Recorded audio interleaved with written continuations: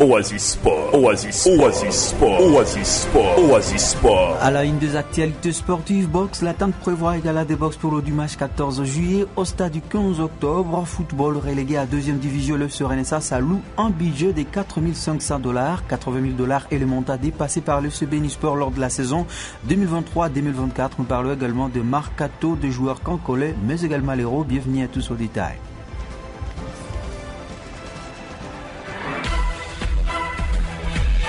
Les vraies infos sportives, les sports. Du football, basketball, arts martiaux, sport mécanique, c'est sur Oasis Congo. Oasis Congo, le sport, dans toutes ses formes. À votre service, je suis Remias Soumaïli Lepers. L'attente de la boxe anglaise de la ville et du territoire de Béni organise un gala amical pour ce dimanche 14 juillet 2024. À Aquar Papi Kibanza, le secrétaire exécutif de l'attente de boxe Béni-Ville le territoire, cette activité leur permettra de rôder le nouveau ring de combat glané par sortant de ce pugiliste. Environ 6 différents clubs du Nord Kivu seront sur le ring. Coach Papi Kibanza appelle toute la population de la ville et du territoire de Béni à venir soutenir ce spectacle, moyennant 1000 francs pour les enfants moins de 18 ans et 2000 francs congolais pour le majeur. Il est dans ce tellement sonore.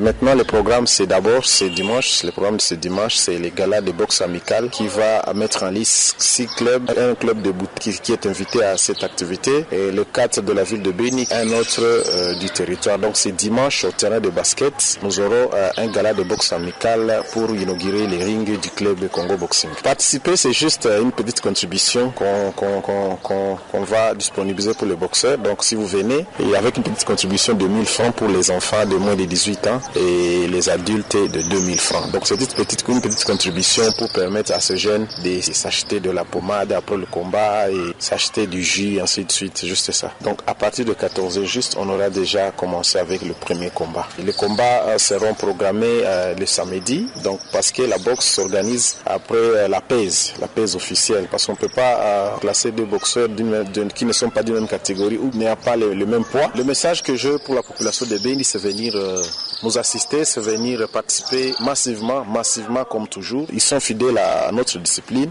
Ce public sportif qui aime la boxe en ville de Béni, l'appelons à venir participer à ces galas. Très très longtemps entendu, donc il s'agit d'une activité pas comme les autres parce qu'il s'agit des rings de boxe acquis par un club et c'est vraiment de la joie. Nous appelons le public des Kanzouli, des Matongé, des résidentiels, Mabolio, tous les quartiers, toutes les 4 communes de la ville de Béni mobilisées pour cette activité du dimanche.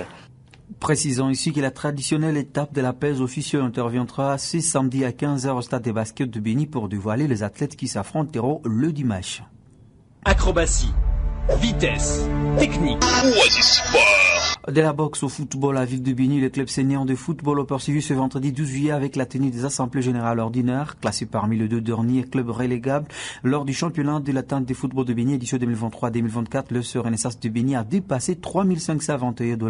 L'équipe a connu plusieurs difficultés durant la saison dernière. Ces dernières ont trouvé des pistes de solutions après un échange entre les membres du comité présent et le joueur. Ils ont à simple opté pour un budget de $4 500 et le démarrage des entraînements est annoncé au lundi 15 juillet. Narcisse Roumaliza, l'un des capitaines des Oranges, nous relate ce qu'il a retenu de ses assises.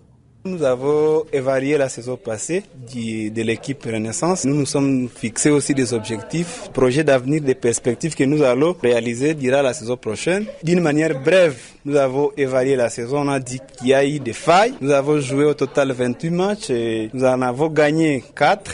D'autres, on a perdu par forfait. C'était d'abord un bilan qui n'est pas passable, mais nous fixons l'objectif cette fois-ci de jouer même les championnats provinciaux. L'administration avait un petit problème, mais nous avons tout réglé. On suppose que la saison prochaine, nous allons bien jouer et bien se comporter sur le terrain. Pour cette saison, on attend encore les comités pour qu'ils désignent l'encadreur qui pourra encadrer l'équipe pendant la saison. Étant joueur, étant sportif, nous avons cette confiance. Nous sommes prêts à jouer. Même le championnat de la 2e division, on est prêt. Si nous trouvions peut-être la chance de jouer encore les championnats de la 1re division, on est prêt. Donc on attend juste la décision de l'attente. Et le FC Renaissance a un seul président qui se donne corps et âme. Donc si les autres l'emporter les pas, on encadrera cette jeunesse, je pense que ça sera une très bonne chose et ça pourra évoluer et faire évoluer la culture de la ville de Béni. Ce même vendredi, le FC Bénisport a également passé à revue sa saison 2023-2024. Dira à cette réunion, le membre du comité présent, les fanatiques et le joueur ont jugé moyennement le parcours des casques bleus lors de la saison 2023-2024.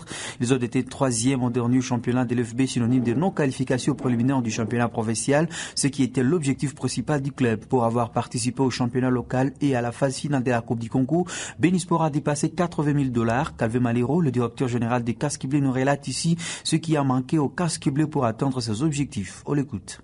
Une occasion pour nous d'évaluer la saison passée, mais aussi définir les stratégies pour la saison qui va bientôt commencer. Comme vous le savez, les FC Bénisport s'était fixé des objectifs au cours de la saison passée, mais malheureusement, cela n'a pas été possible. En fait, vous savez, le départ a été mauvais et cela a donné beaucoup de secousses dans l'équipe. Pour cette saison, nous avons l'objectif de jouer la Ligue D. Nous n'allons pas laisser place aux adversaires. Nous sommes obligés d'aller jusqu'au bout pour honorer notre ville et encourager aussi ceux qui sont en train d'apporter leur soutien financier à notre équipe. Pour cette saison, nous avons un budget de mi-parcours qui est évalué à $50,450. Donc, c'est un budget qui ne concerne que les championnats locaux. Il est inclus également la prime des joueurs mensuellement. Même les entraîneurs, on aura aussi le temps de renforcer notre staff technique.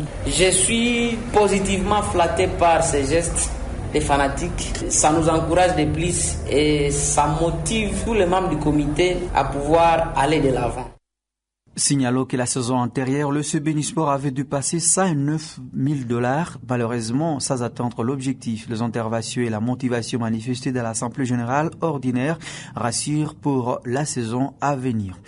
L'international footballeur congolais Joël Béa Tumuteka quitte officiellement les Tout-Puissants Mazembe pour rejoindre FAR Rabat, club évolué à première division marocaine. Le champion de la République démocratique du concours et le vice-champion du Maroc ont signé une convention de transfert du Léopard à prime de 24 heures. Ce dernier va disputer la prochaine édition de la Ligue des Champions de la CAF avec FAR du Rabat et va tenter d'offrir le titre de Botola Pro League à sa nouvelle formation. Formé à l'école de football Katumbi depuis ses 10 ans, Joël Béa a intégré l'équipe première de Mazembe à 2019 après son passage au CES d'Obosco. Il a pris le temps de s'adapter avant de séduire le Badiankoina aux interclubs de la CAF ainsi qu'à l'INAFoot. Au terme d'une saison 2023-2024 très satisfaisante avec 9 buts et 5 passes décisives à 35 matchs joués sous les couleurs des clubs louchois, Joël Béa a figuré parmi les 4 joueurs le plus utilisés par l'entraîneur sénégalais Lamine Ndiaye.